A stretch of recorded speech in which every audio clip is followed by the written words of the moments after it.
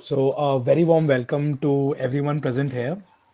Today is the third day for Career Week hosted by BITS Embryo. My name is Arfan Hassan Khan, And I'm Diman Shahi. and we'll be your host for today. Today's session will be a comprehensive guide on what exactly supply chain means and how is it to work in this field.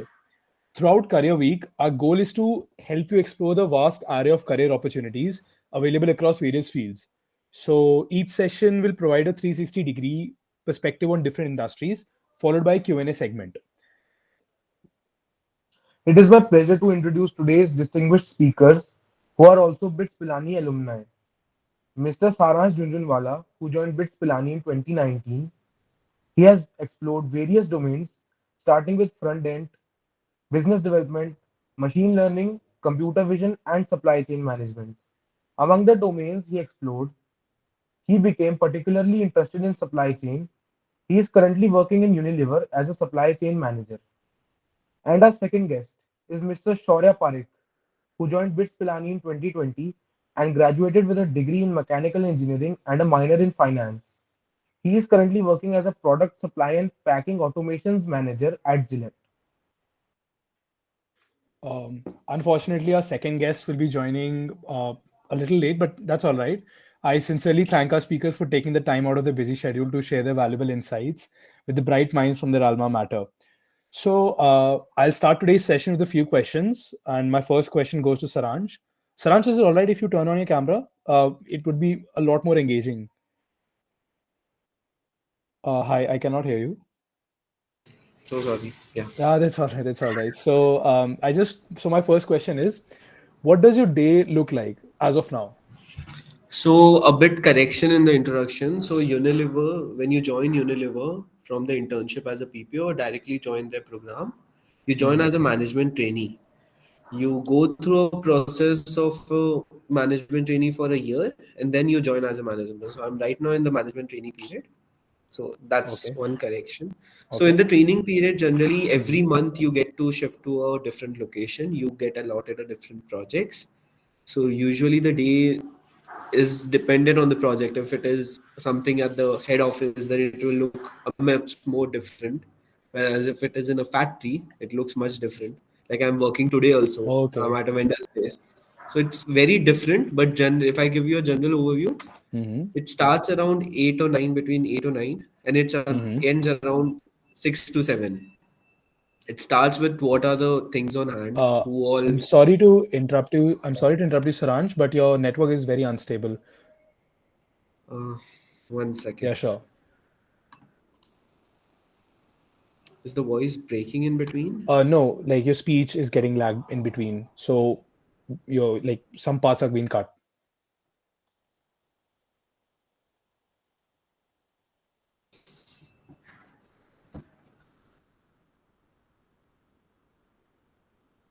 Yeah, go ahead.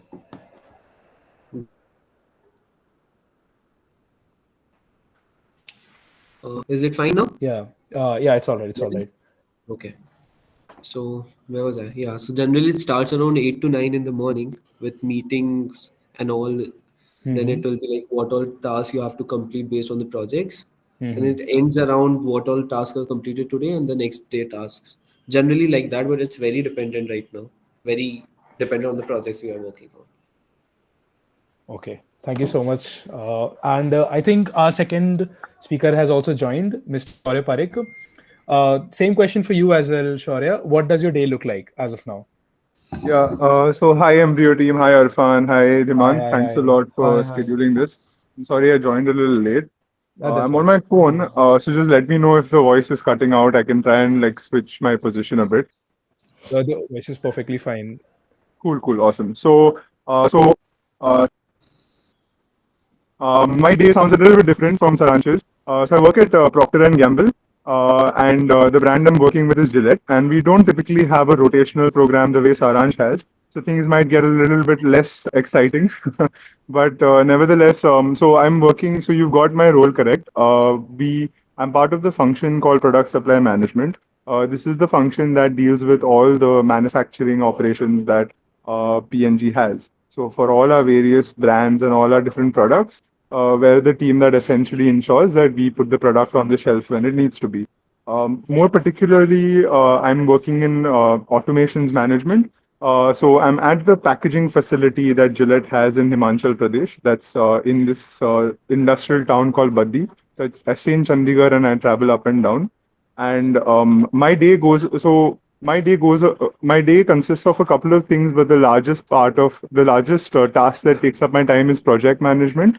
We work with third-party vendors and manufacturers, so brands like L&T and Siemens, and we build automations and machines that we plan to put onto our shop floor in the coming years. For various reasons, it could be for capacity expansion, it could be because we're launching a new product at Gillette, we're launching new SKUs, or we simply want to get the number of manual touches on a product down and we want to move towards a more automated state in the plant. So I deal with a lot of third parties and vendors who fabricate machines that I commission, and we then look into the project management aspects of it and ensure things are going as we want them to. Got it. Is it all right, Shaurya? Is there any way you can turn on your camera? It would make the talk a lot more engaging. I know, I understand that I you're on can. phone. Just let me know if the net cuts out. Okay, So fine. I'm outside right now, but yeah, no problem. Oh, that's perfectly fine. Yeah, it's all right. The internet's fine. Cool. Okay, thank you so much, Shaurya. So No. my second question is, how was your journey from entering college till the point you landed your first supply chain job? Okay. So when I came to BITS, I didn't know anything about supply chain. Most of y'all, I only knew about the fancy tech salaries that people draw, the headlines that come in the papers and stuff. And to be honest, I didn't really understand what my role would look like till I joined. But I think that's okay because at the core of it, this is a problem-solving role, and maybe Saransh would agree. It's more about trying to tackle hurdles that you didn't anticipate in the supply chain. Most things are pretty streamlined and pretty planned. The reason we're hired is because when things go south and things don't go according to plan, they want us to like get down and put things back in order as soon as we can to sort of minimize business losses. So that's the role, and I think most of the stuff I've done in bits probably helped me pick up problem solving skills along the way. A lot of my time was with Spawns, and I've sort of been an active member of the department all throughout. And I mean, it sounds funny, but the kind of shit that sponsors throw at you, you're problem solving all the time. So that probably helped a fair bit. And yeah, and at some point in my bits life, I wanted to get into management consulting. So I went down that prep route. Going through case books and looking at case prep also helped. It gives you, it introduces you to frameworks, then help you crack all sort of management interviews. So if I had to put a point on something, I'd probably say these two things help the most, but there could be a lot of other things as well. I agree with Shaurya on the problem solving. It is just day to day problems which comes and you have to work on them. So totally agree on that. Me entering supply chain was a bit different. I was in the introduction also you mentioned, I was more focused on the coding side, at least for my first 2.5 years in college. I started with front end, then back end I went into. Then I was during the COVID time I was interested into machine learning.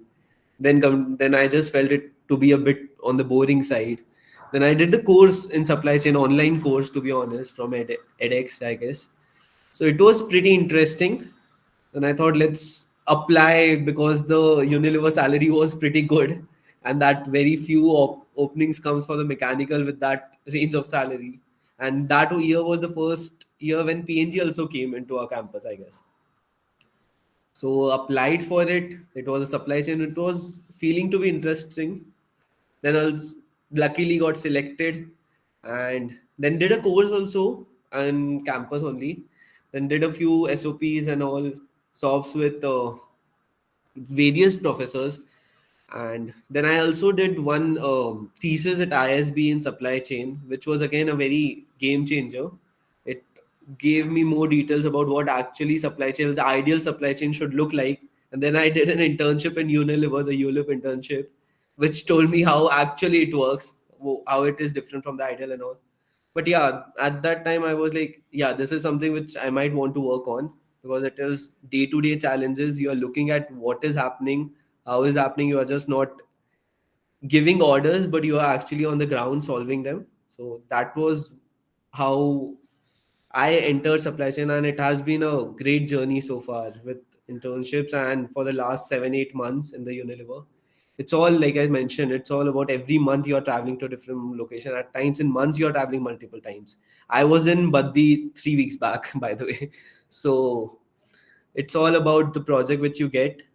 You have a few deliverables, you need to go there, understand those deliverables, and those are very different. It might, one project might be in logistics, one might be in the production, one might be in somewhere else. So it totally that. It's a very interesting and fascinating field from my side. So So I just have a follow-up question for Shaurya. Can you share me one instance how being a part of Spawns helped you understand problem solving? You're taking me back to my interview. Okay. Yeah, sure. So, um, let me put it this way. If you look at the kind of money that Spawns has raised over the last 2 years versus maybe 4 or 5 years before that, there's been a pretty big uptick in the chart. And that took that we sort of sat down and tried and we tried to take a look at the whole sponsorship and partnership um, program that we would offer as part of Spawns in a very business-like context. We sort of try to look at Oasis and Apogee as a sort of a product rather than looking at it as a fest. And the way your product has various features, we sort of understood what the features are of Oasis and Apogee. What are the sort of pulling points that these fests have? Like, what are the 5, 6 things that these fests can offer as a very unique opportunity for a brand trying to talk to a student body?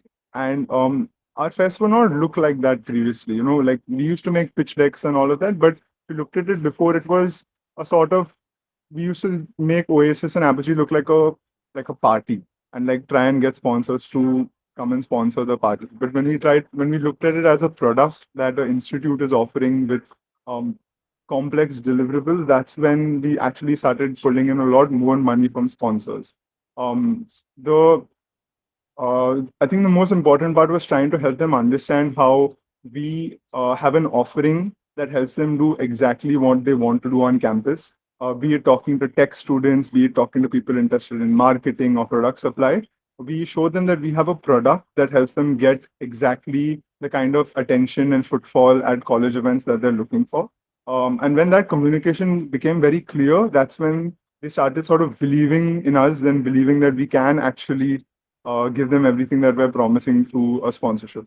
So that's and through that process, we picked up problem solving skills because we looked at our fest, we looked at all the different challenges that we've had previously, and also we looked at what the sponsors expected in terms of deliverables from us, and tried and understand how we can provide this in Pilani, which is in the middle of nowhere.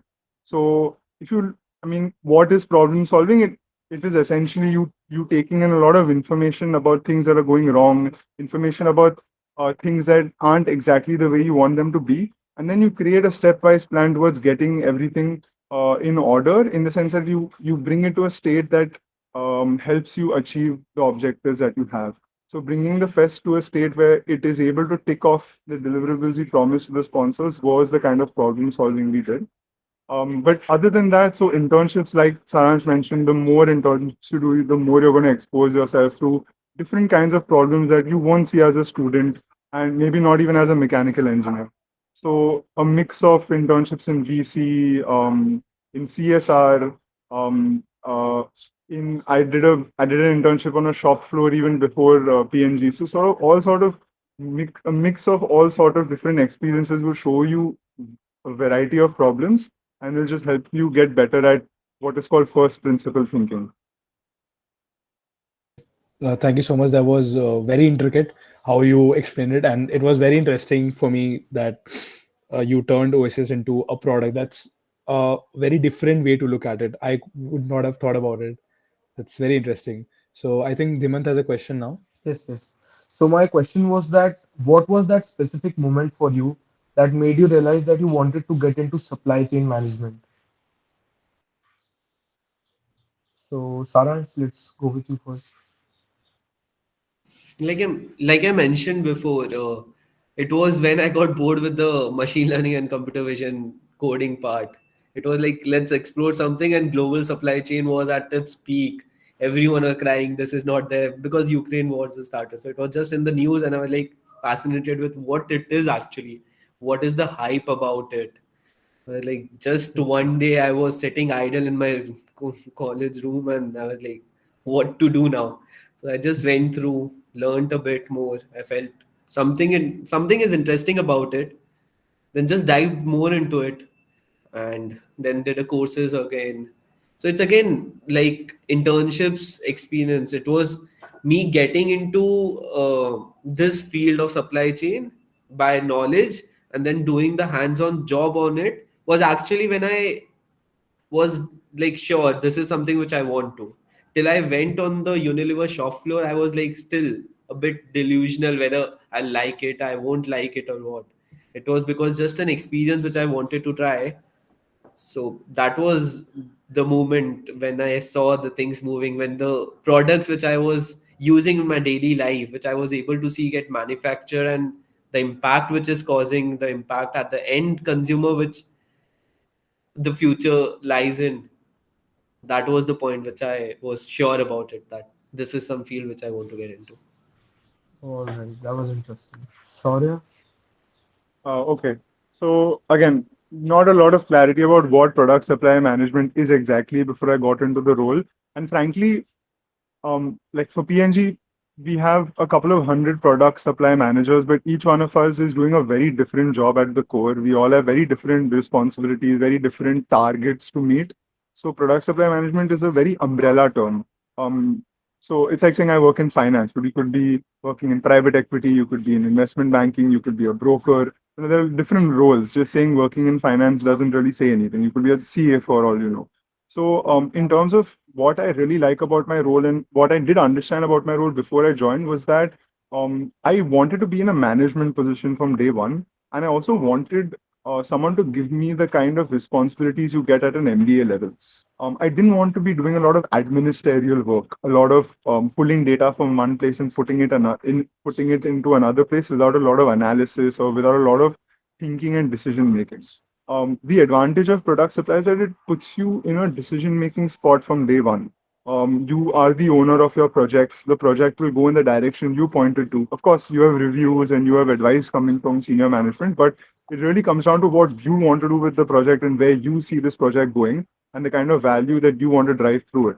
And The kind of independence that is given in product supply is typically higher than other entry level management roles because you need to understand how the org structure is, right? Like you have factory staff at the bottom of the pyramid, then you have junior management, senior management, and leadership.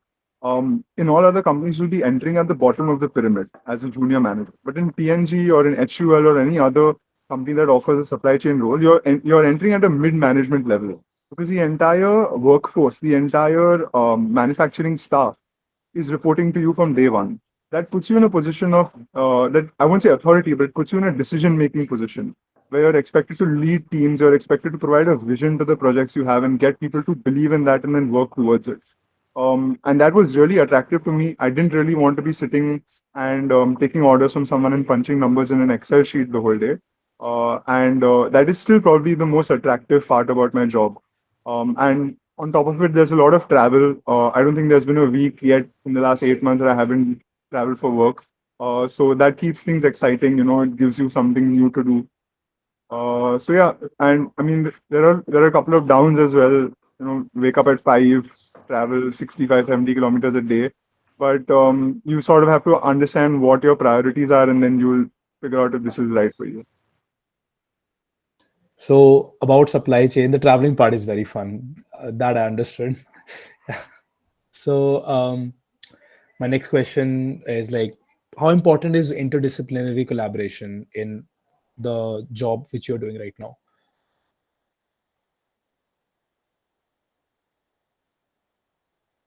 Saransh, let's go with you. Uh, so interdisciplinary, right? So like I mentioned in our whole training program, So let me start with this. The supply chain can be easily broken down into 4 to 5 segments. There is planning segment, there's sourcing segment, there's manufacturing, storage, and distribution. Now, all these 5 things work at the same time. So, if I give you just few numbers, HUL handles around 2,000 trucks every day, produces around 20 to 30,000 tons of volume every single day, and they send it to the customers all around India and the world. So when you manage that many things, everything comes together. So in that particular case, in terms of disciplines, like my machine learning skills came very handy when I was working in the planning segment, because better our predictions are for the future, the better we can manage the future, manage the capacity and all in the factories and all. Then it was when I was doing a factory stint in which I was working in the engineering segment. At that particular time, my mechanical skills came very handy. Right now, also when we are working on designing a new machine where I am right now, so all those mechanical skills, mechanical concept which you work on, when a person tells you about them, you feel, at least I feel very fascinated about. Okay, this is something which I learned. I'm now able to see those things in a practical way. Then I never thought the first year electrical course will come handy to me. But when designing a new machine, you have to go through all the connections, all electrical logics and all which you were taught in the first year. So that's again comes very handy. So supply chain, it depends whether you're working on the engineering side, like Shaurya is working on the automation side. I think this all things will come handy to him. When you're working on some mechanical part, that will come. If you're working on the planning side or something, automation again is AI driven and all. So that again come into the play. So it's all about getting all the things together and then delivering it out. And that's one of the reasons all these big companies are taking the directly mid management roles, because they feel we already have those skills, we have the interdisciplinary knowledge right now with us, so that we can use multiple things together, not just a person who has been in a factory for the last 5 to 10 years, so he is very focused on a one particular domain. So as us as new minds, they want us to bring multiple skills together and bring whatever the betterment of the company into mind. Yeah, Right. got it. So I think Saransh has got spot on.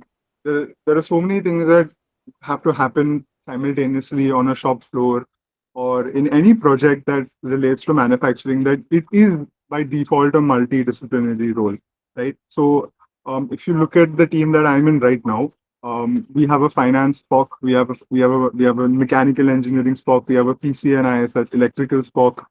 You have someone who comes from the legal and auditing team. You have someone from purchases who is the person responsible for making big buying decisions, or sort of making sure buying decisions are in compliance with what the company sets out as its policy. So whether you're and there is the IT side of things as well, where you're working with a lot of data, building ML models for new sort of automations that we want at the plant. To give you a brief example, we do a lot of vision projects. Where making products, we want to reduce the number of manual inspections that you have in a product. So you move to a vision system where you have cameras that have been trained on specific ML models to pick up and learn to identify product defects that probably the human eye cannot pick up, or pick them up much faster and easier than a human person would be able to pick them up. So there's scope for everyone here.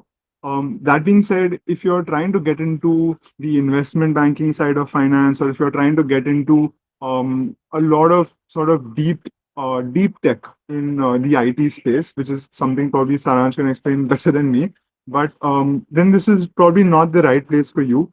My role is the focal point is a focal point for management, not so much for design and R&D. So if you're the kind of person that wants to work with engineering concepts on a day in, day out, then this is probably not for you. But if you want a role where you are managing people that work with engineering concepts, and you need to have a good fluency in these concepts without going too deep into it, then this is probably going to work out for you. Got it. Totally agree with him. Totally. You just need the Yeah. basics to be right, because you will Mm. have persons reporting to you who are already skilled in these jobs, who already have great knowledge in mechanical, electrical, legal, and all. You just need to know they are not just bluffing you. That should be there. So I just had a follow-up question for Shaurya. Can you give us an example where that really those AI-based cameras were used in Gillette to identify some faulty products or any other place you know where it has been used? Not specifically Gillette. Bro, I'll lose my job if I tell you exactly how. But to give you an idea, the objective behind these projects is to reduce human effort. Um, every shop floor wants to move towards a more automated state, wants to move towards something called touchless manufacturing. Take a look at supply chain 4.0. All the all the principles of supply chain 4.0 talk about proactive decisions rather than reactive decisions. Proactive decisions are basically where you're able to understand that something is going to go wrong before it actually does, and that you can take corrective measures before something goes wrong. Reactive measures is when something has gone wrong and now you're trying to fix it as soon as possible. Where AI and machine learning and a little bit of deep tech comes into the manufacturing spaces to help us make more accurate proactive decisions. We want to understand our supply chain. We want to understand where our supply chain breaks before it does, so that we're ready when it breaks, and not so that we're reacting after it breaks. Because after it does break, every minute that you take to fix it is unplanned downtime for the supply chain, which leads to business losses. So, to put it simply, all of these vision projects, all of these automations want to improve our ability to be proactive in solving problems rather than being reactive towards it. Got it. Thank you so much, Shaurya. So my next question is, what are some tools or resources that have been floating around in the world of supply chain, which you would like the students to know beforehand? So Saransh, let's you go with can you there are first. multiple courses online, which is either on Coursera or either on edX. I did a few courses on edX before doing the courses offline on campus.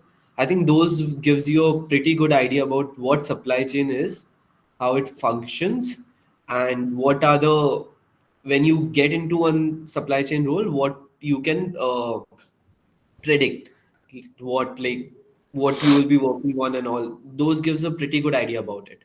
But actually when you get into actual roles, that's when you understand it for much better in on your practical skills. The courses give you a very ideal idea. Okay, this is how you plan, this is all. But that when disruptions happen, it is all how fast you work on them. Because firstly, like Shaurya mentioned, it should be a very proactive thing which all the companies want to work on. But when it breaks, that's a very ideal case. But when it breaks, how soon you can solve those things is what a practical supply chain internship or a job will tell you about. All right, got it. Thank you.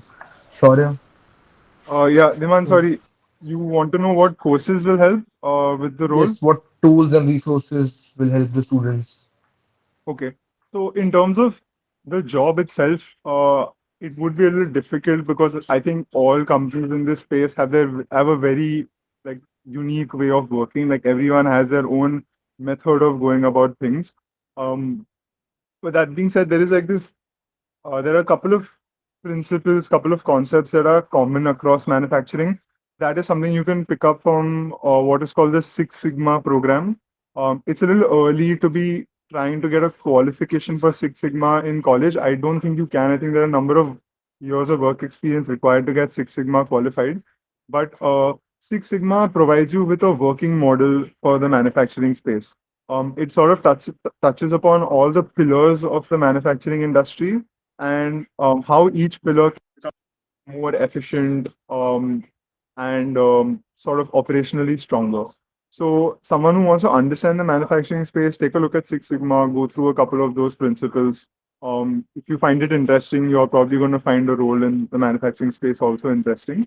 That's for the job side of things. For the interview, again, the questions will be case based. I think that's how it was for HUL as well. I wasn't in the interview round, so Saransh can tell you more about that. But it probably will be case solving, yeah, giving you challenges that you would face as a manager in the manufacturing industry, and ask you to treat them like a case problem, like the way you do it in consulting prep as well. So go through consulting preparation material, case prep books. There are a ton of them. A couple of IMs have released their own case books. SRCC has a podcast on YouTube with case prep material, which is really solid. So all of that should help you with the interview. And Six Sigma should tell you a little bit about the job. All right. Thank you for the answer. It was pretty interesting. Irfan, you continue now. Okay. I wanted to know, can you share a real world example of how you have in your job, how you have optimized supply chain? Like, what exactly did something special you did?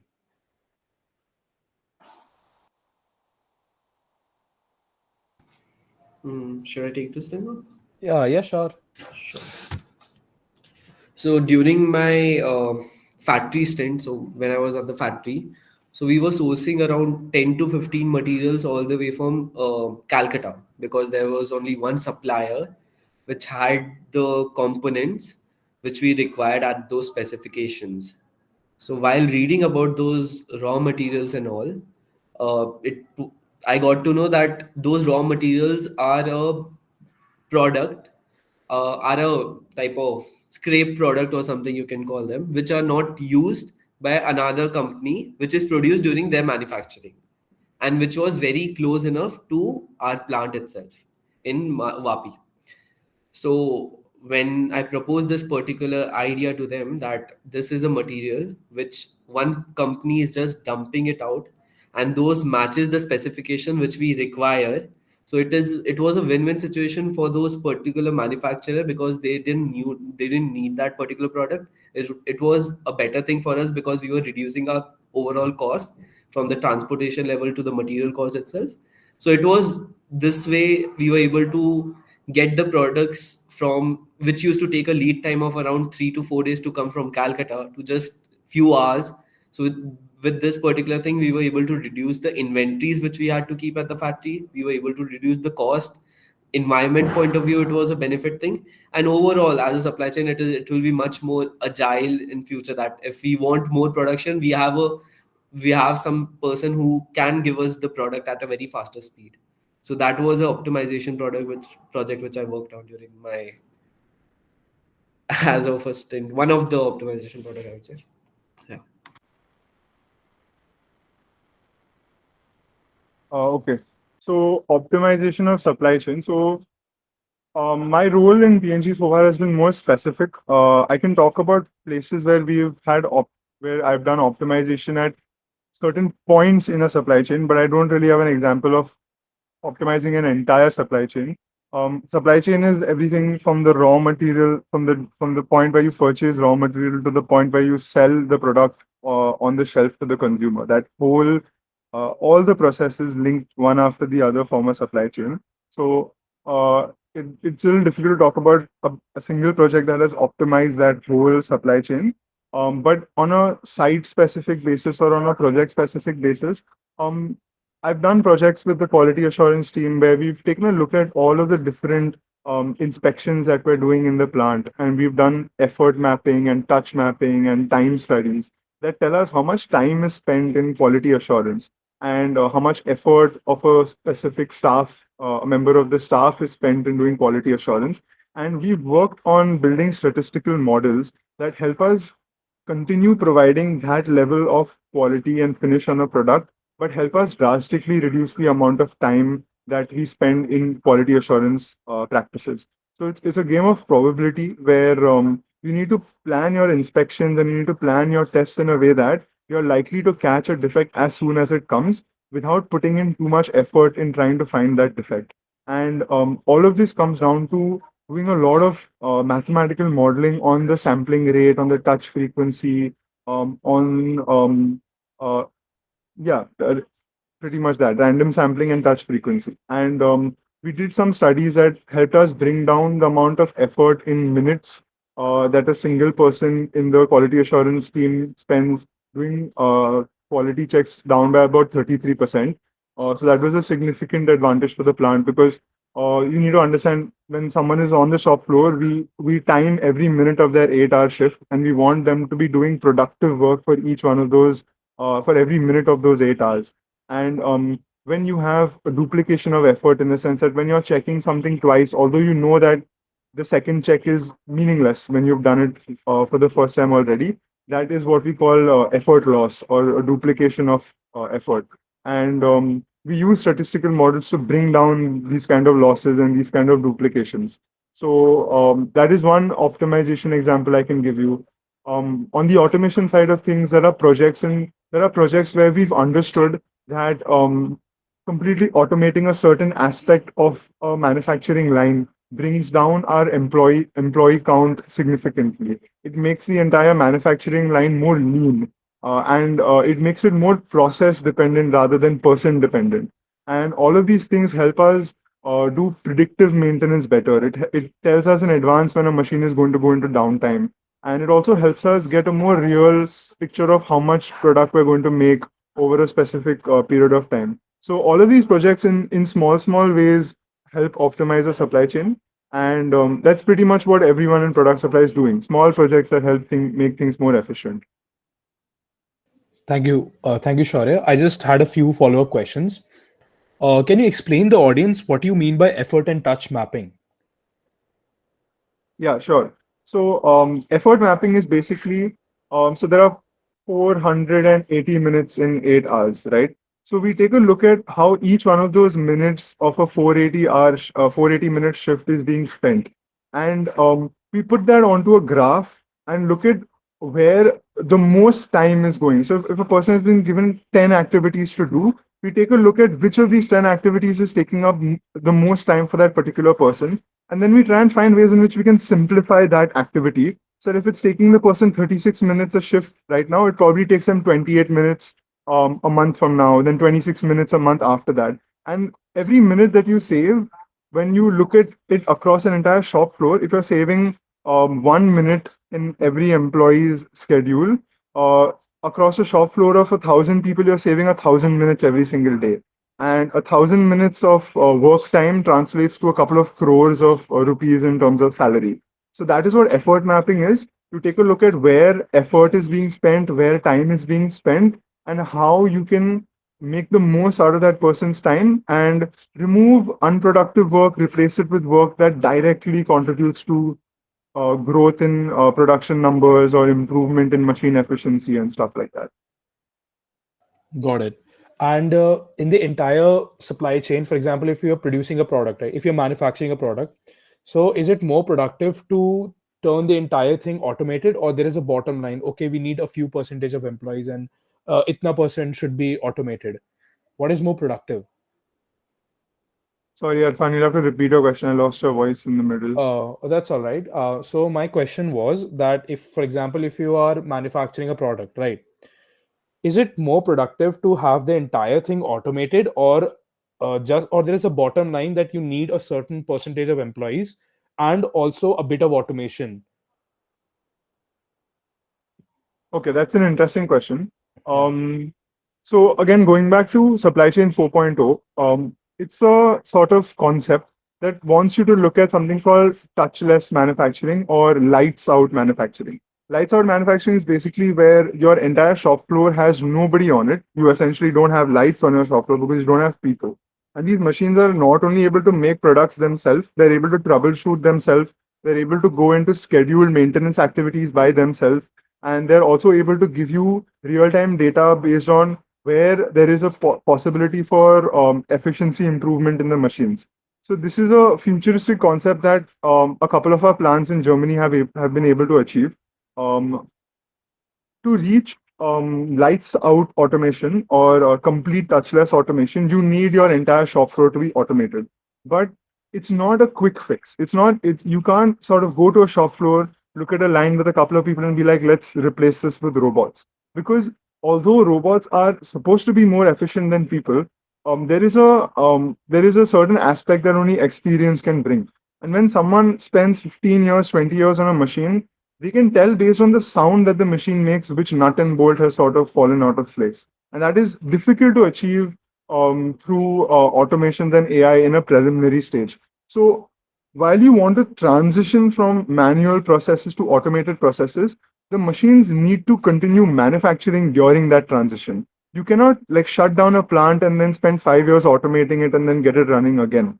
All of these automations, all of these improvements happen on machines while they are working. We count the number of minutes of downtime we take on a machine when we're looking to install an automation or any sort of work process improvement on it.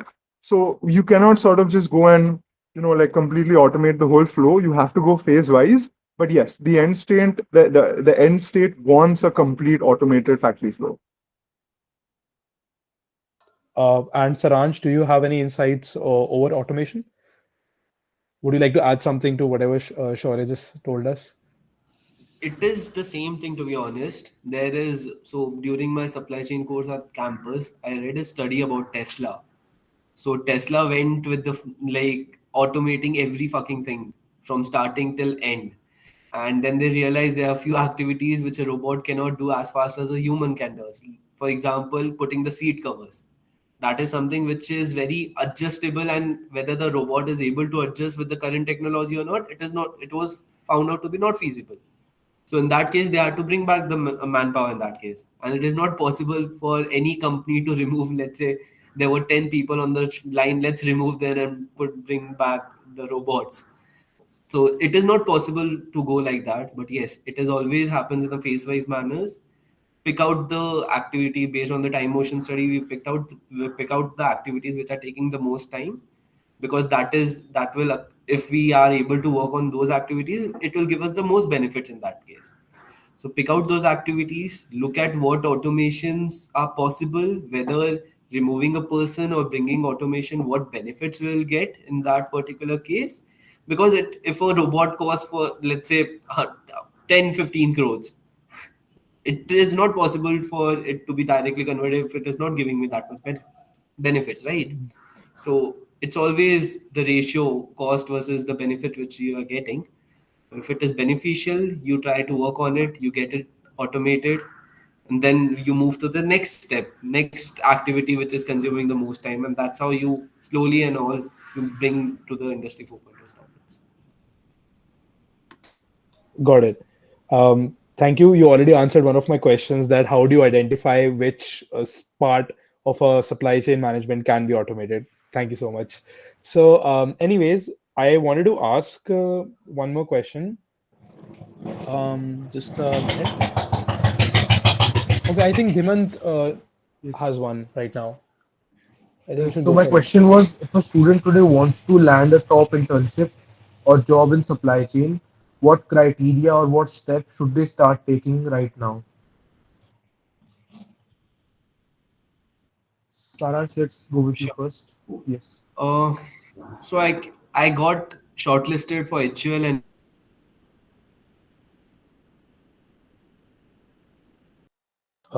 I'm sorry, Saransh. Hello.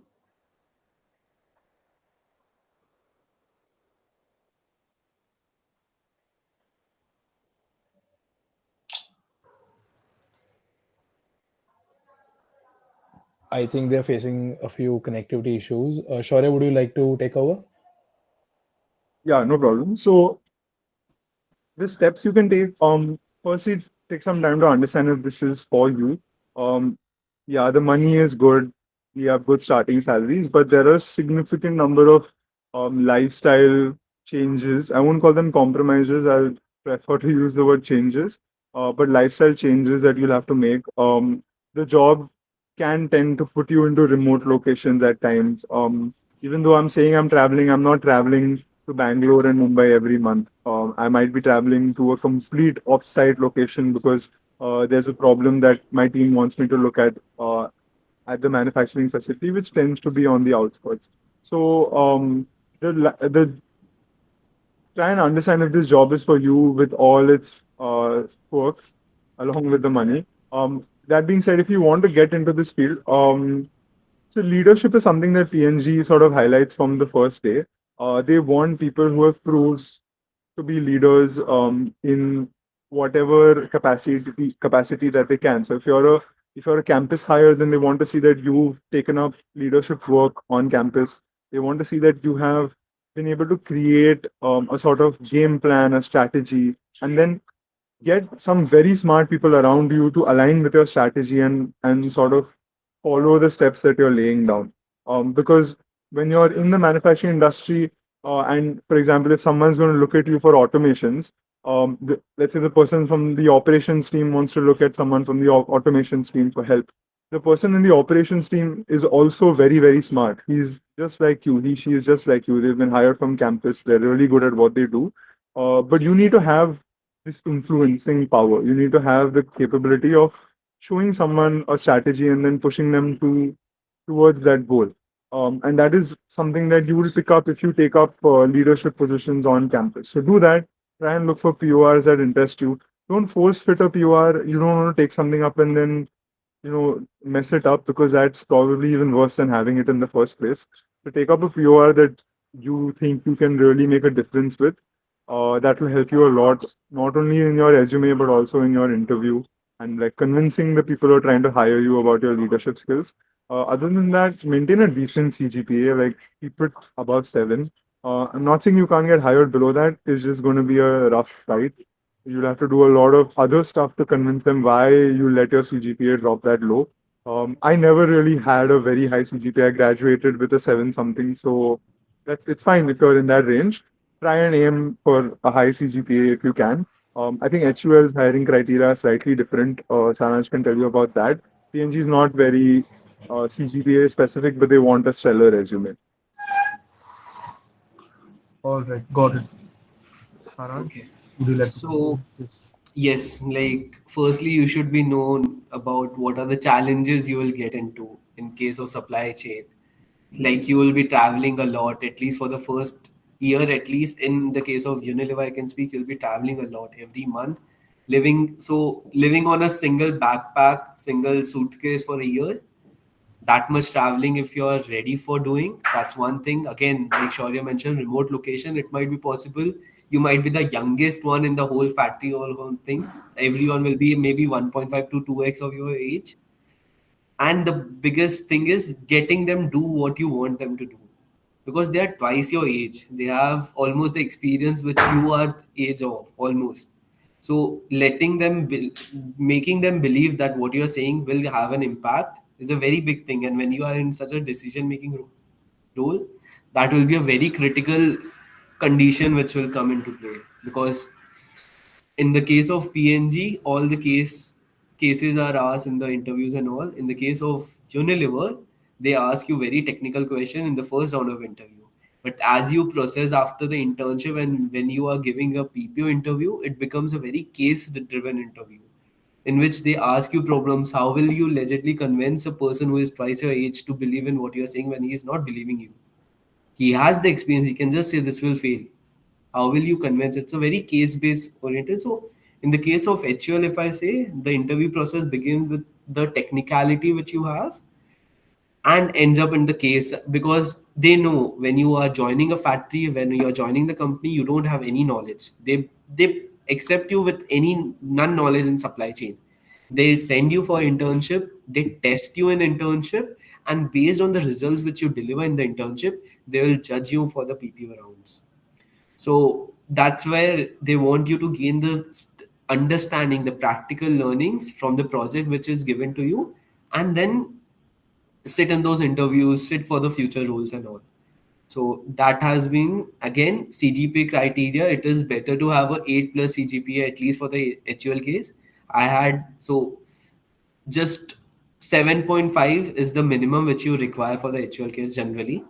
It is, I know a few persons with a lower CGPA who also got selected, but it is on a safer side to have 7.5 or 8 CGPA.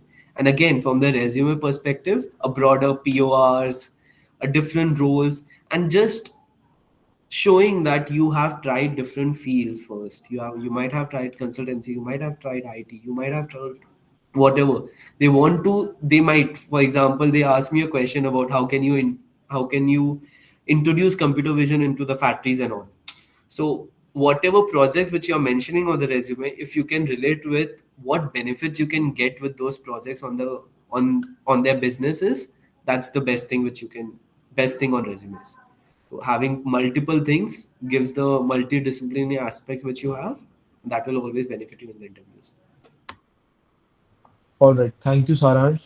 I had a follow-up question. Which electives or minor degrees should we look out for? Let's go with. All majority of my electives were sobs and dobs and lobs, majority of them. But I didn't do any minor, but because I was interested into supply chain, I did majority of the minor courses which comes in supply chain minor as electives itself, additional electives also. So I did supply chain analytics, supply chain management, and then there was another course which I'm not able to remember. Then in our compulsory courses there was Mama also there, so it again comes handy and all. So I think that should be enough. Shoya, what's your? All right, thank you. Uh, I don't think the minor helped me much. I have a finance minor. Um, Look, basic balance sheet reading, basic cash flow statement analysis, and understanding will help in any job.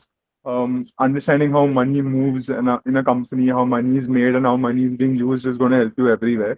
So, in general, if you can pick up those skills, that's great. But that being said, the finance minor goes more into corporate finance, which is not something I do on a day to day. There are people who are in the corporate finance team of PNG who are also product supply managers, they are finance managers. They would be doing stuff that's more on the corporate finance side of things, not me. Um, Supply chain management will help you get perspective of what the manufacturing industry looks like and what kind of projects you can do in a manufacturing industry. But every company has very specific tools that they want their teams in the company to use, and these tools are sort of completely designed by the company and for that company, which is not something that any minor can teach you. So pick up a minor that you find interesting. Just make sure whatever you're learning in that minor, you're learning it from a skill point of view and not just from an exam passing point of view. Pick up some nice skills in whatever field you're interested in, and supply chain management is a field where every skill will find use as long as you actually know what you're doing. If you have skills in ML or if you have skills in building computer vision systems, then that's great. You know, you will find there'll be projects where you are a asset for the team. If you really like looking at financial statements and figuring out how a company can better use its money, then there's a place for you in the finance team. So just pick up skills that you're interested in and do them properly. There's really nothing like I mean, it's not like you can do the supply chain minor and become an excellent product supply manager. Unfortunately, it's not that simple. Got it. Thank you, Shaurya. Now Irfan will take over. So okay, I'll take over now. Uh, how was your? I would like to know from both of you. How was your interview experience? Can you explain us in detail what went through your mind, and can you explain what a fresher can should do right now, or what a third year should look forward to if they are thinking about giving an interview? Shoya, you want to pick it up or should I start? Sure. So the interview process was similar for both companies. Hearing Saransh's response to how his rounds went, I can tell you it was very similar in PNG. Something that proves to be, I think, the most important part of the interview is the case prep for PNG. Um, they will put you in a position that a manager in PNG has been in before, and they want to see how you can handle that situation in a diplomatic way, in the sense that you want to, if there's something that has flared up, you know, there's like if there's an emergency, they want to see that you can suppress that emergency, but do it in a way that it doesn't lead to a loss for the company. You don't want to solve a problem just to solve a problem. You want to solve a problem in the way that that problem is taken care of while everything else is still working as it intended to be. You don't want to plug, you know, a leak here and then have water leaking out from somewhere else. That's not the intention. I think that's something that people tend to get wrong in the interview process. You will be presented with a case, and uh, you will try to solve that problem without considering the impact of your decisions on other aspects of the business or other aspects of your goal. So take some time in your interview to understand the situation that they're putting you in. You know, what are your responsibilities as the manager in question? what are the sort of expectations that they have from you in that problem, in that situation, and then tackle it in a way in which you're not damaging 10 things while trying to fix one. I'll give you an example of a case problem. So, one of my friends recently was in the interview rounds, and his question was they told him you're a brand manager at PNG, and the product supply team has not been able to meet the forecasted demand for a product. So, we've not made enough of that product, and our shelves are running empty. Our distributor has empty shelves. The retailer has empty shelves, and customers are coming in, seeing that the product is missing and walking out. And that retailer has an understanding with PNG that he will only sell PNG shampoos. Like, let's say this is PNG versus HUL. He is only selling Head and Shoulders and not selling a Dove, I think. So, the vendor comes and tells PNG that, look, you can't keep products on the shelf. You guys don't have your supply chain in place. I'm terminating your contract with PNG. I like HUL much more. As a brand manager, how do you deal with this situation? How do you mitigate the problem for the retailer, for the vendor, help him recover from his business loss without damaging your own bottom line? You yourself also have to meet certain cost targets, have to meet certain revenue targets. So how do you deal with this situation in the most logical way? So that was a question I had. That was a question my friend had. The question that I had in my interview was, I'm at a manufacturing facility in Rajasthan, and the Union of Rajasthan is forcing my plant to use Rajasthan Union transportation and logistics. And the Rajasthan Union's trucks end up being 150% the cost of the other transportation and logistics providers I have. And I decide not to go ahead with the union's trucks, and I go with a private logistics provider. And the union, the people from the union set fire on one of my trucks on the highway. I've lost a lot of product. I've lost a lot of my product. The products were supposed to reach somewhere, which they won't. There's been a huge loss. How do I, as a product supply manager at the plant, dealing with the logistics function, like how do I tackle this kind of a problem? So again, there's no right wrong answer, but what you can probably pick up here is that something has gone really bad, but if you try to put all your time and effort in solving it without looking at other aspects of the problem, then something else that is going to go wrong parallelly that you don't realize first, but then sort of becomes a snowball later on. So that's what the case prep was. That's what the case questions were from me. And Saransh, how was it for you? What sort of question did the interview ask you? So my experience was a bit different. So I had at 9, I had a PNG interview, and at 10:30, I had an HUL interview on the same day. So it was a bit scary day itself. But yeah, the PNG again was a very case. They gave me multiple cases in a half an hour round, which I don't remember. But I'll skip to the HUL thing. So once you are at the interview, they ask you all the technical questions and the questions from your resumes. They won't ask you case-based questions. In the round when you're getting selected from the campus. PPO round I'll cover later, but yes. So they will ask you the questions which about the projects which you have worked in your resume. They'll ask you questions about what introduction you give them, and they'll ask you questions based on the degree which you have. If you have mechanical, if you are electrical, based on that. Now the questions will also be not like give me the formula of this particular thing. Now in this particular case, a bit case specific questions come in. For example, they ask me this is a particular fluid with a particular viscosity and all, and this is the flow rate at which we want to work on, and what is the most beneficial pump which will have. As a mechanical, you will have different types of pumps, and based on that you will have to answer them. Okay, this is a pump which I think this is the reason why I think this particular pump might be the most suited thing. Then follow up. If that is right, then they'll ask you another follow up. Okay, let me add this particular condition to it. Then they will ask again, okay, in the further line, if this is the problem, then what will you go with? So that was a more HUL interview based on just testing the basic concepts which you have, and then using those concepts to build a stronger understanding whether the person knows the concepts in deep or not, or he just have an idea from broader perspective. Okay, this is a pump and all. They'll ask you what is this, what is that. So it's a very interesting interview, but the follow-ups can be scary at times. So once you get selected from the interview round, then you are sent to for a ULIP internship, which might be at the factory or it might be someplace else. Now you work on a particular project over there, and then you again have 2 rounds of interviews after that, 3 rounds of interviews. The plant manager takes a particular interview based on the project which you work on. Then there is senior management which takes the interview, and they can ask you all sorts of case-based questions. They can ask, they ask me a particular question. Okay, this was the project which you're working on. Let's scrap that particular project, and how will you work on it again? What based on the problem that you faced? Then they will take those suggestions.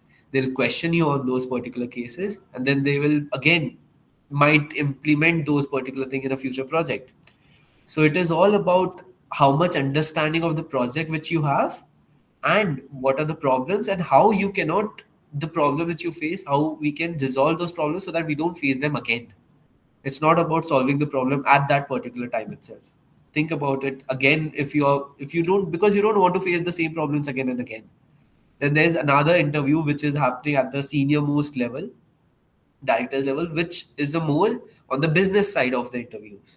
They'll ask you about, like Shaurya mentioned, it will be a more how you can drive the business forward, because at the end you are directly joining at a mid management level. In a few years you will be at the senior management level.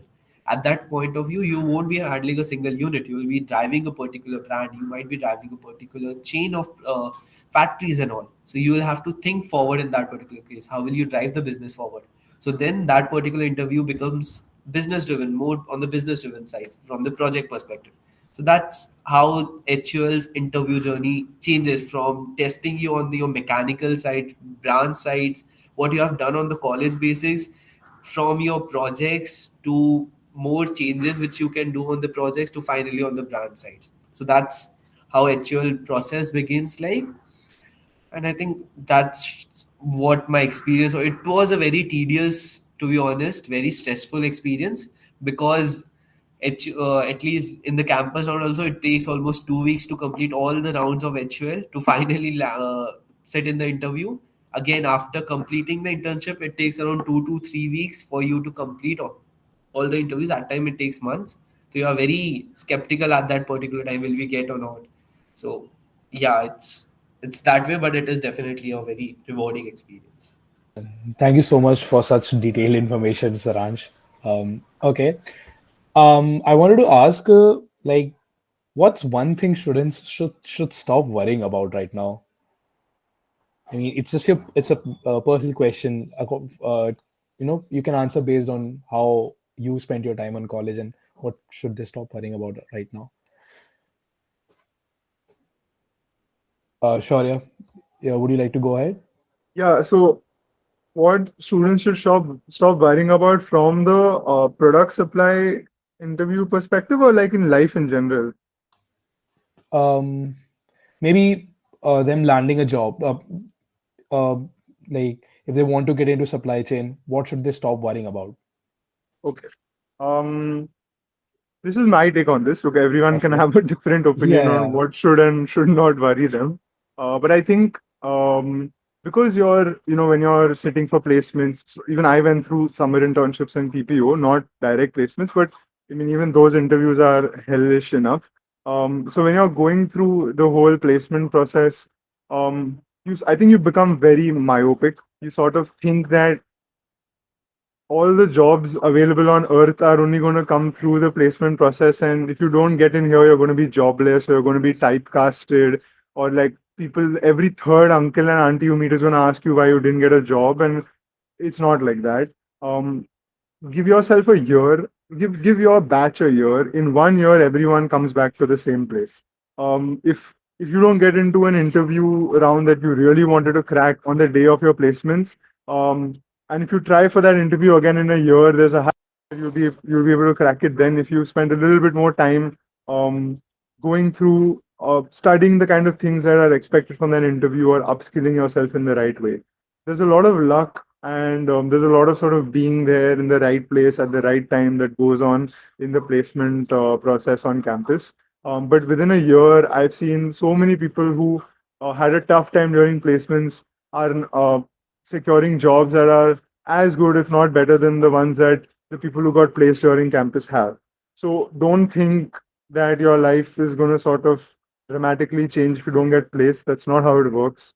Um, there's an amazing alumni network that you have access to from the day you step out. There are people who want to help you, people who want to listen to the kind of work that you're interested to do and find you a job that makes sense for you, that motivates you. So don't get too worried about placements and getting or not getting a placement that you want. Give yourself a year, everything will sort of balance out. Everyone sort of comes back to a level playing field. And don't try to focus on doing things that you like. I know this sounds cliche, but I'm saying it from the point of view that you're only going to be able to do something very well when you really like it. And more than what you do, I've seen at least for PNG, they want to see that you have done whatever you're doing really, really well. They want to see excellence in what you're doing, and they're not too bothered with the skill that you've picked up, but they want to see that you're a master in that skill because they know they have a job for every single skill out there. So they'll put you in the right job so that you can shine and you can sort of uh, feel validated. But put a lot of effort in pursuing skills that you like. If you like sales, if you like marketing, which is not something that BITS is going to directly teach you, find ways in which you can upskill yourself, in which in ways you can really understand how a high performing salesperson thinks or how a high performing marketing manager thinks. Teach yourself those skills. Talk to people who are doing it day in day out, and sooner or later you'll get picked up by the company that you want to work. I agree with what he just said. It is everyone comes to the same level after a year or two. Uh, Adding to that particular point, I feel like at least my parents used to be like the coding and going to IT company is a better thing. So I would like to say that is not the thing. The job in supply chain whole management is a very fulfilling, which I feel. And if you enjoy this particular field or whatever field you're working in, that is the best thing. I was not satisfied with the projects which I was working on before I got to know about supply chain, and that's exactly why I got into this field. And I enjoy it every day, whether it is hectic or not, but it is a very fulfilling job at the end. You see the projects which were type of your baby, which you started, as well as you are going to end them, and as well as you will see the effect of those projects on the whole company as a person and all. So it's a very fulfilling when you make those decisions which actually benefited. So that is my way of looking at it. Definitely. Thank you, Saransh. That was very interesting. So we will move on to our Q&A session after this last question. So my question was that how much do AI tools matter in supply chain careers today, and should students start learning them? We'll start with Shaurya. Okay. So AI tools. Okay. So industrial AI and commercial AI are very, very, very different things. The kind of AI that we talk about on the shop floor or in automation projects is drastically different from Midjourney and ChatGPT. So if you don't spend a lot of time thinking you can learn ChatGPT prompts and become some AI ninja, that's really not how it works. In fact, I'm not even allowed to use ChatGPT. I have my own GPT model built by PNG. So the tools that you have access to are as a consumer are not the AI tools that are used at least in my day to day. And in most cases, you cannot. It's difficult to find a manager. At least I am not that person who has enough technical depth to be building AI and ML models and also running multi-crore projects at the same time. I only have 24 hours in a day. I can either be putting all my effort into making sure my project is moving in the right direction and I'm troubleshooting before proactively troubleshooting and rather than waiting for things to go wrong. And if I can put my effort here, but I might not be able to put a lot of effort into then building ML models or upskilling myself in that way. So firstly, figure out what you want to do. If you want to work with, if you want to work in tech, right, then product supply management is not the correct vertical for you. There might be other relevant roles for you in product supply. but not management. AI tools in specific get don't get FOMO based on the ads you're seeing on YouTube right now for AI tools. It's a bunch of trash. You can learn it for your own use. If you think these AI tools are going to help you write a resume better or draft an email better, then sure, learn them. But it's not something that's going to like get you a promotion at your job. That is something I can guarantee. The kind of AI that we work with is industrial AI. It has proven it has like time and again proven to improve efficiency for the manufacturing industry. And until and unless it can do that, it doesn't sort of pass the test that P&G puts out for it. Those tools won't reach me if they haven't proven themselves on the shop floor before. So these are not tools that you have access to at the moment. That being said, understanding how AI works and how machine learning algorithms are written and how these algorithms are trained on real world data and understanding how to get these models to be more accurate over time and all the sort of cool stuff that you hear tech people talking about. All of this could help you. It could definitely help you. It could help you in specific projects that require this knowledge, but it won't help you everywhere. Uh, that's right. Matlab, we don't use ChatGPT and all. We are again for on daily lives, but again, it's very project specific. But again, having the knowledge of all these tools is might be very important. Like I feel that way. Again, project to project. I'll give you an example. So I was working on a vision camera in a factory to again detect the quality issues in the product. So while talking to the supplier who was giving us the product, he said we'll require multiple product pictures, that is correct as well as incorrect products pictures. And they said we'll require a database of around 1,000 to 2,000 pictures and all, which is going to take lot of time. So having a knowledge about computer vision and all, I knew that there are multiple databases which builds a bot model. And again, you will have to feed the model with only few sample of your product pictures and then train it again on those pictures, so that there is already a pre-built model which you are fine tuning it based on your requirements. So when I approached them with this particular idea, from 2000 pictures, that particular analysis reduced to just 200 to 300 pictures. So having a background about all the tools which might be used is just a added thing. You don't have to be the coders and all, like we both mentioned, and you will have people to work for you. You just have to guide them. You just have to put your agenda with them. Okay, this is what I'm thinking. What is your view? Try out different ways in which we can do something. And that's all AI, because a lot of the machineries, all the factories which at least HUL has been running for the last 30 years, 30 to 40 years. So a lot of things are getting old, and when you are replacing them, if you are replacing with them with the best solutions available, it will run again for the next many years. So that's where AI and all comes in. If it is a good product which you are replacing it, it will run for a very longer time. And with all the industry 4.0, with all the automation which we are doing, again, just having a basic idea works in your favor during the projects. Got it. Got it. Thank you so much to both of our speakers for their insightful details. I'm sure a few of you guys might have some questions. So now we would like to open the floor for questions. We encourage everyone to engage and make the most out of this opportunity right now. Uh, Anybody in the audience? Yeah, hello, I'm Karthik Nair here. Before I ask my question, I would really like to express my gratitude to Saransh Bhaiya. I dialed you up during my HUL screening process, and you would help me out a lot. So thanks a lot for that. And I really, really look forward to meeting you in person in Mumbai. Sure, if I will be in Mumbai at that time, I'll definitely meet you. 100%. Yeah, thanks a lot. So I have like two questions.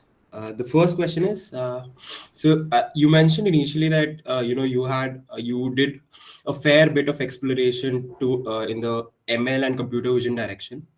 So for a person like me, I have like zero tech knowledge. I'm not a coding geek, but ML and demand forecasting, this is like a integral part of supply chain management. So are there any downsides to not having a ML or a tech background? and can I do something to sort of compensate that gap if there is, there are some downsides to it? And also, I'm like currently learning a softwares like any logistics and Power BI. So do you think this is enough, or I have to do something more which might help me during my 2 months internship at HUL? Okay. So, firstly, not having a knowledge is not something which will impact you. It is just you might need 1 week of time to just go over the things and then be back. Or somebody having it might be just that much, 1 or 1.5 weeks of thing. Because based on the curriculum which we have, and so it becomes very easy for us to learn new things. So, don't feel that you don't have that particular knowledge, so it won't be beneficial for you. Firstly, that. Secondly, demand planning. So I got a project into demand planning which was on a ML side. That is the reason I work. It is possible that somebody might not get a project into demand side and then he might not need it at all. But that's the reason. Don't stress so much about the internships and all. It They will provide you with whatever you require, and if they provide you with a project and the knowledge you don't have, we at least I know that you all will be able to gain those knowledge and implement it in the right 2 months of the time. Firstly, that. Secondly, Power BI is something at least HCL uses a lot, because all the data which we capture from the sensors and all, we, at least from the manager side of view, we cannot look at. So SCADA is a um, tool where we get all the information about our machines and all, how they're working and all. So if you want, we try to take those data from SCADA on a Power BI so that we can access those things from a laptop and sitting on our home also. So Power BI tool is a very handy thing. If you know it, it is beneficial. If you don't know it, you can learn it during the internship or during your time over here. I still don't know it, but it's okay because I never used it as of now, so it's okay. So nothing to be stressed about. I feel that way. Just have a good time in college. Enjoy the courses. Learn those whatever you're learning. Learn them to the core. Have a good understanding about it, and the use cases to be more on the side. I feel that way. Thanks a lot. Shaurya bhaiya, if you have some insights on this, I mean, I would be more than happy to, listen to your perspective. Sure, bro. So I was like you, didn't know jack shit about tech. Still don't know jack shit about tech. But there is this working knowledge that I have sort of learned over the past 8 months. Um, Look, you're constantly put into new projects that require completely different technical backgrounds. And like I said, you're a manager. You're not a scientist, and you're not expected to be one. But you'll be working with a lot of scientists. I work with a lot of scientists, a lot of tech geeks, like you said, who are experts at building these sort of models or are experts with high level data processing. And when I'm in conversation with them, they expect me to have a working proficiency so that I can understand what they're saying and understand how the insights they're giving me or how the explanations that they're offering me impact my project and how I can leverage their knowledge, leverage their insights to do my project better. So as long as you have that working knowledge with these tech concepts, you should be fine. If you're really into it, you can dive into it and like learn how to do it yourself. But it's not going to be a deal breaker as long as you have a working proficiency in it. That's what I've learned so far. But that being said, this whole sort of AI and ML world is very, very fast and evolving. So I try to like take steps in keeping myself updated with the new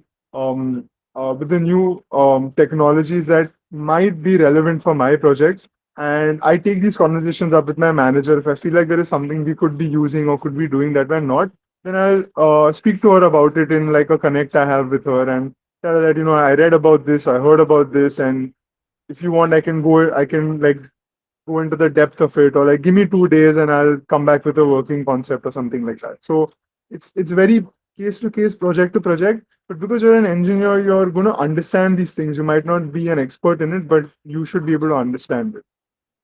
Okay, thanks a lot. So the working proficiency that you're talking about is you can pick it up, as you progress in your Yeah, job. absolutely, absolutely. Fair enough. Fair enough.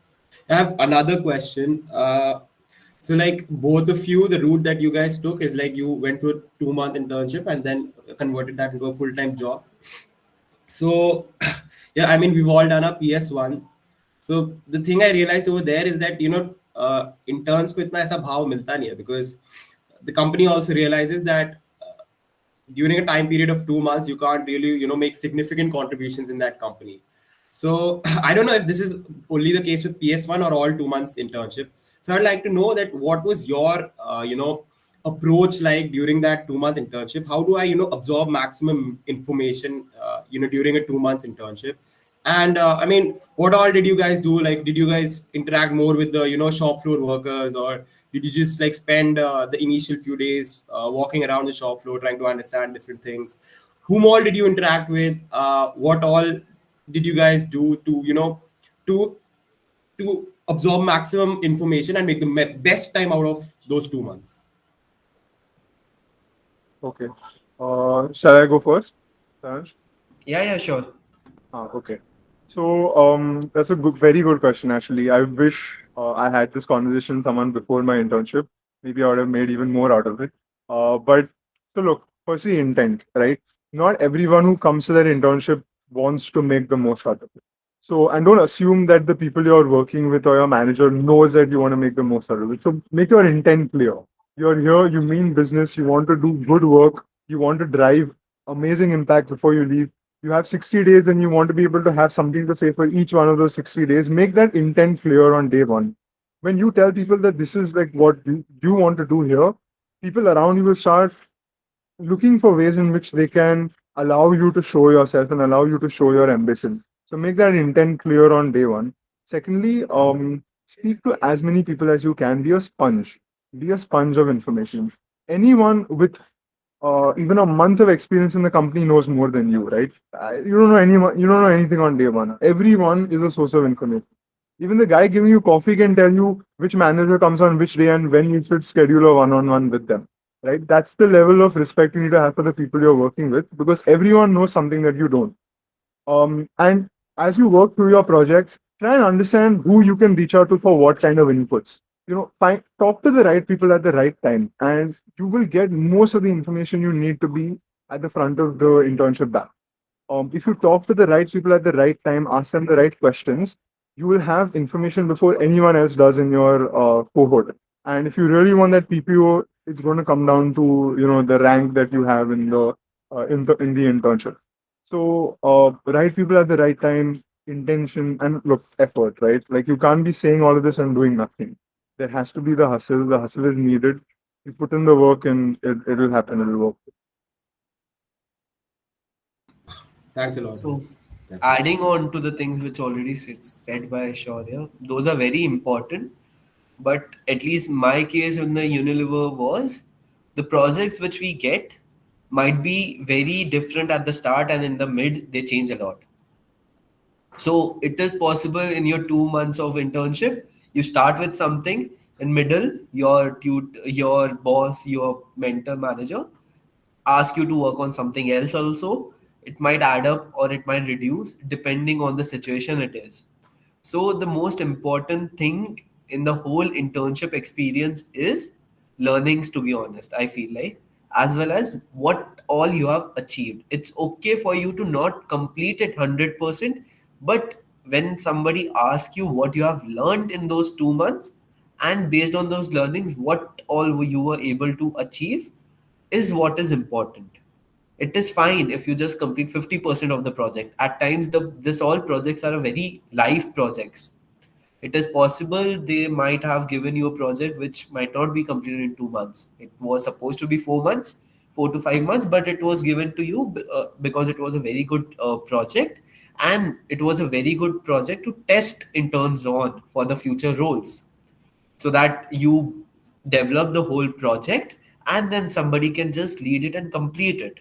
The major planning phase of it, what all will be the implication side of it, the intern has already taken care of.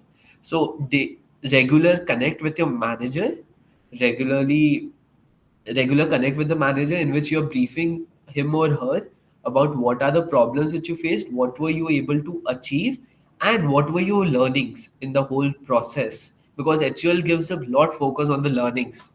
There, you once you are in a particular this training program, you will have 20 pages of learning objective which you will have to complete in the 1 year of period. So they give it so much focus on the learning. So this three things I feel is the core for the HUL case, and all the internship at the end. If you get a PPO or not, these are the learnings which you is gonna tell about in your future interviews, in your future resumes, as well as in the future experience. You will use those learnings again. So I feel this might be the most important thing, at least, which I use during the internship. And secondly, it might be possible people don't give you time because they are already very busy. Adding on a new person to their team for a particular project might feel like a headache, because at the end, like I said, you might be half of their age, and when you try to say them "Okay, this, do that," and all, they might feel it very that you are not respecting them. So asking them for doing the things in a very politeful, in a way that they feel it is will be an impactful way, is very important. As well as right person at the right time is again very important thing. And don't push people to the extent that they ask you to leave. You have to push the people for them to give you time, but at the same time you should know what is the line. And rest we can discuss it when you are there at the internship Yeah, itself. sure. Yeah. No, great answer. Yeah. I mean, I've noted some of the important points, so I'll be sure to keep them in mind. Thanks a lot. I think the talk was really good. Yeah. I really enjoyed being part of this talk. Thank you. So, whoever in the audience has any question, I apologize. The timing has ended, and if anyone has a question, please hit them up on LinkedIn. I'm pretty sure they are open to any questions, right? And it was very cool to have you guys. Thank you so much for sharing your journey and knowledge with us. Thank you, sir, and thank you everyone for being a part of today's talk. I hope I get to meet you guys in person because मेरे को बहुत मजा आया talk में. This was something I was genuinely interested in, and I got a lot of great insights. Got to know like what exactly supply chain means, because I was talking to seniors and they weren't able to tell me in the level of detail which you guys told me right now. It was amazing, lovely talk. Thank you so much. Cool. Thank you so much, guys. Thank you for organizing it. Okay, Thank you, Saransh. okay, Learned a Thank lot you from so you much too. thank you for organizing it. Yeah, amazing. okay. See you So, guys. Bye bye. bye bye. Bye. Bye bye. I would like the audience to stay for a while because we have a feedback form right now, and just a very short feedback form. थोड़ा सा time लगेगा. Please fill it and give us your insights. How did you like the talk?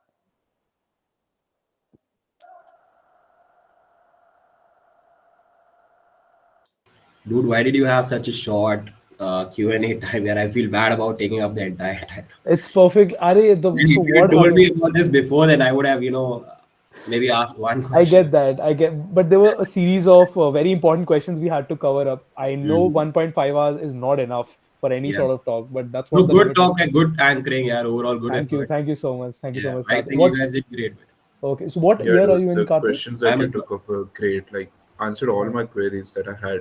Just Okay, okay. Karthik took up most of the time, Karthik, on you. Yeah, I'm really. But if- I had no idea that the question and answer session is going to be so short. So had you guys told me about this before that it's going to be like a 15 minutes, 10 minutes time, then I would have, Hmm. asked it in a nutshell. My bad, my bad. We did not because the level of detail they were getting into was insane. I had to cut it short. हाँ, I agree. Yeah, they gave very detailed Agreed, answers. So मेरे agreed. मेरे भी दोनों questions, like both of them took up good amount of time to answer Yeah, the questions. And the very good thing was they were providing scenarios also, like exactly. Yeah. real life scenarios, what they're applying in real life. Hmm. Amazing. Okay, okay. ठीक है. Okay, chalo. See you. Bye bye. Bye bye. Bye bye.